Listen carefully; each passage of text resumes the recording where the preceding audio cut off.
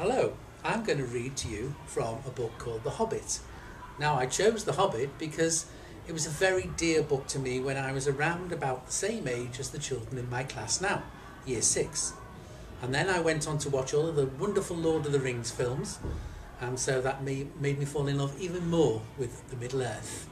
So I'm going to read from the start of the book.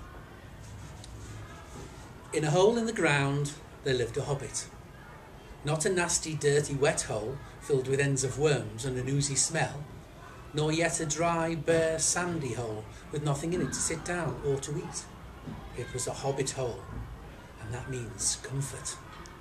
It had a perfectly round door like a porthole, painted green, with a shiny yellow brass knob in the exact middle. The door opened onto a tube-shaped hall like a tunnel, a very comfortable tunnel without smoke, with panelled walls and floors tiled and carpeted, provided with polished chairs and lots of pegs for hats and coats. The hobbit was fond of visitors. The tunnel wound on and on, going fairly but not quite straight into the side of the hill. The hill, as all the people for many miles around called it, and many little round doors opened out of it, first on one side and then on the other. No going upstairs for the hobbit. Bedrooms, bathrooms, cellars, pantries, lots of these, wardrobes, he had whole rooms devoted to clothes, kitchens, dining rooms, were all on the same floor, and indeed on the same passage. The best rooms were all on the left-hand side, going in, for these were the only ones to have windows, deep-set windows looking over the garden and meadows beyond, sloping down to the river. The hobbit was a very well-to-do hobbit, and his name was Baggins. The Bagginses have lived in the neighbourhood of the hill for the time out of mind, and people considered them very respectable, not only because most of them were rich, but also because they never had any adventures or did anything unexpected. You could tell what a Baggins would say on any question without bother of asking him.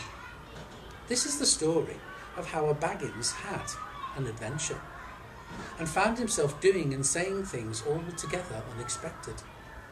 He may have lost the neighbours' respect, but he gained, well, you will see whether he gained anything or not in the end. The mother of our particular hobbit. What is a hobbit? I suppose hobbits need some description nowadays, since they've become rare and shy of the big people, as they call us. They are, or were, a little people, about half our height and smaller than the bearded dwarves. Hobbits have no beards. There is little or no magic about them, except the ordinary everyday sort which helps them disappear quietly and quickly when large stupid folk like you and me come blundering along, making a noise like elephants which they can hear a mile off. They are inclined to be fat in the stomach. They dress in bright colours, chiefly green and yellow. They wear no shoes, because their feet grow natural leathery soles and thick, warm brown hair, like the stuff on their heads, which is curly. They have long, clever brown fingers, good-natured faces, and laugh deep, fruity laughs, especially after dinner, when they have twice a day, when they can get it. Now you know enough to go on with.